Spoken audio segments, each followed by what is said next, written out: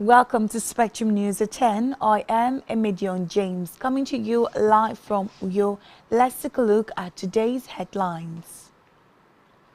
Federal government signs MOU with 6 professional bodies to train 10 million Nigerians on financial inclusion. Court bars NLC, TUC orders from embarking on planned protests. Plus, US-India reach agreement on trade deal. We'll bring you details of the stories and more in just a moment. Please stay tuned.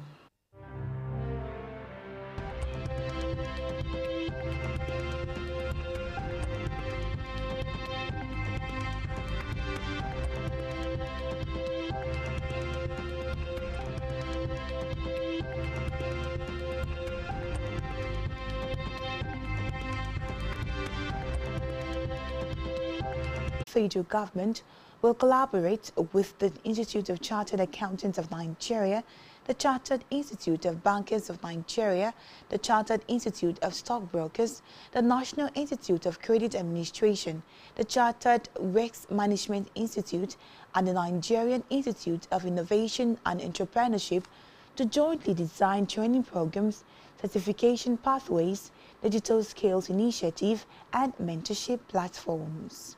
Speaking at the flag-off ceremony at the Presidential Villa, Abuja, on behalf of President Bola Tinubu, the Vice President described the agreement as more than a formal document. He further noted that Nigeria will only reap from its demographic dividend if young people and women were deliberately equipped with the relevant skills and strong ethical grounding to thrive in a rapidly evolving digital economy.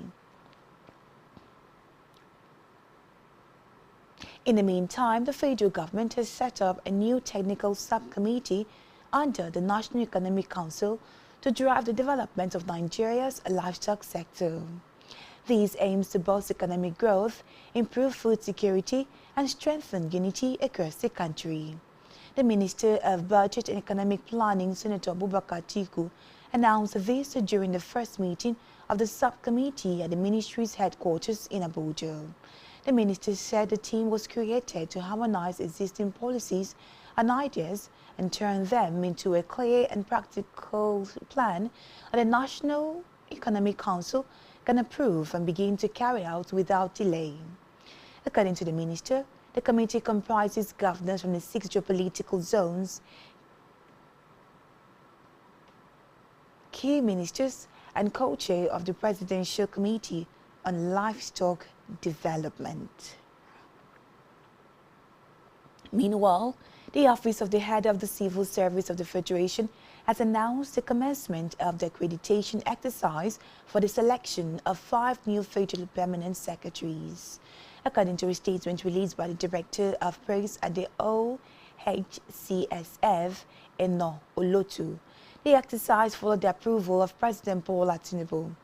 Olotu noted that the process is designed to fill existing and impending vacancies for candidates originating from Adamawa, Bayelsa, Enugu, Kano, and Ogun. The head of the Civil Service of the Federation, D.D. Wilson-Jog, described the accreditation as a foundational step in a critical national assignment that will determine the future quality, integrity, and capacity of the federal civil service leadership. Wilson-Jog charged the Accreditation Committee to execute its duties with utmost diligence, thoroughness, and strict adherence to established rules and procedures. She emphasized that the principles of fairness, transparency, and merit must be paramount throughout the exercise. Away from that, Organized Labour and the Minister of the Federal Capital Territory FCT, Nyesom Wike, have reached an agreement that has brought an end to their dispute, paving the way for the immediate resumption of works by affected employees. The development was communicated through a circular issued today to all affiliates of the Nigerian Labour Congress NLC and the Trade Union Congress TUC in Abuja. The circular jointly signed by the Secretary General of the TUC, Nuhu Toro, and the Acting General Secretary of the NLC, Benson Ukba, noted that the minister gave assurance of mutual respect and committed to sustain engagement on labor-related matters within the FCT. According to the circular, the resolution was achieved after a conciliatory meeting between labor leaders and the FCT minister.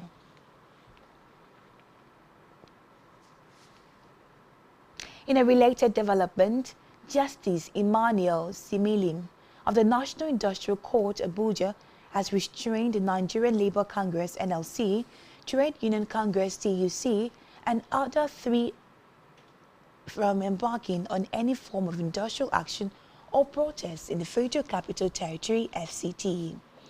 Justice Similim issued the order following an ex parte application filed by the FCT Minister Nyesom Wike and the FCT administration against the labor unions and their leaders dated February 2nd. After hearing the claimant, Justice Similim granted an interim order restraining the first to fifth respondent and their agents or previous from embarking on any strike pending the hearing and determination of the motion on notice. The court also directed the 5th to 9th defendant, who are security agencies, to ensure law and order is maintained in the FCT. Meanwhile, the court has adjourned the matter until February 10 for the hearing of the motion on notice. In party politics, the All Progressive Congress APC has appointed Yobe State Governor Dr. Mai Buni as Secretary of the Central Coordination Committee for the party's 2026 National Convention. The 73-member high-powered committee was constituted by the APC National Working Committee to oversee preparations for the crucial National Convention that will shape the party's future direction. Meanwhile, the Governor of Imo State and Chairman of the Progressive Governors Forum, Hope Uzodinma, was named chairman of the committee, while Kwara State Governor Abdulrahman Abdulrazak will serve as vice chairman.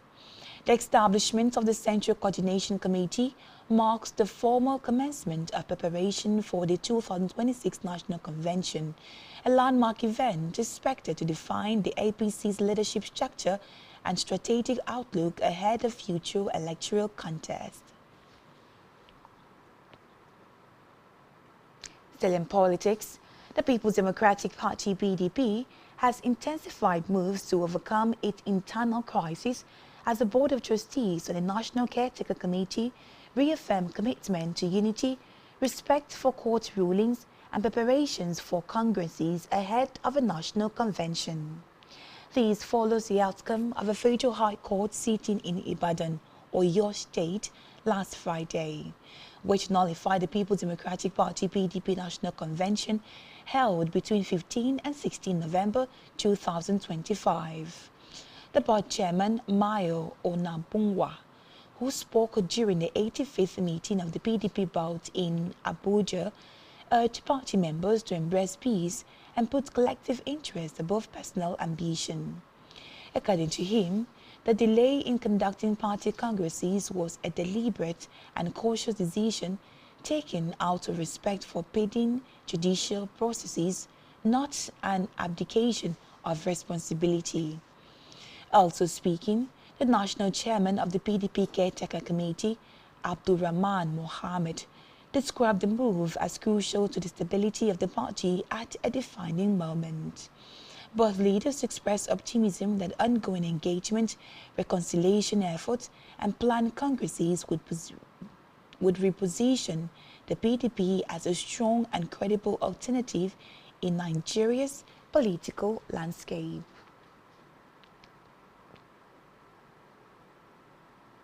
In education, the Joint Admissions and Matriculation Board has announced that persons with disabilities will receive free for the 2026/2027 Unified Tertiary Matriculation Examination.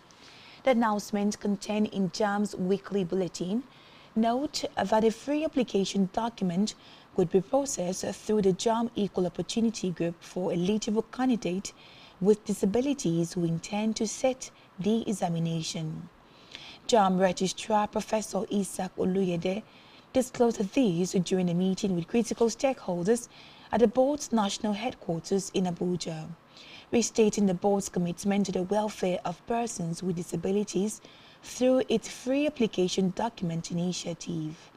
According to Oluyede, beneficiaries of the scheme include, but are not limited to, persons living with Down syndrome, autism, and attention deficit hyperactivity disorder. He added that the initiative underscores the board's resolve to remove barriers to access and ensure that candidates with disabilities are given equal opportunities to pursue their academic aspirations. Let's move now to Africa, where Mozambique is grappling with its worst flooding in decades, just months after recovering from a devastating drought. Nearly 700,000 people have been reportedly affected, with over 100,000 forced into temporary shelters as homes, farmland and roads were submerged. The United Nations have warned that severe overcrowding is creating dangerous conditions, particularly for women, girls, the elderly, and those with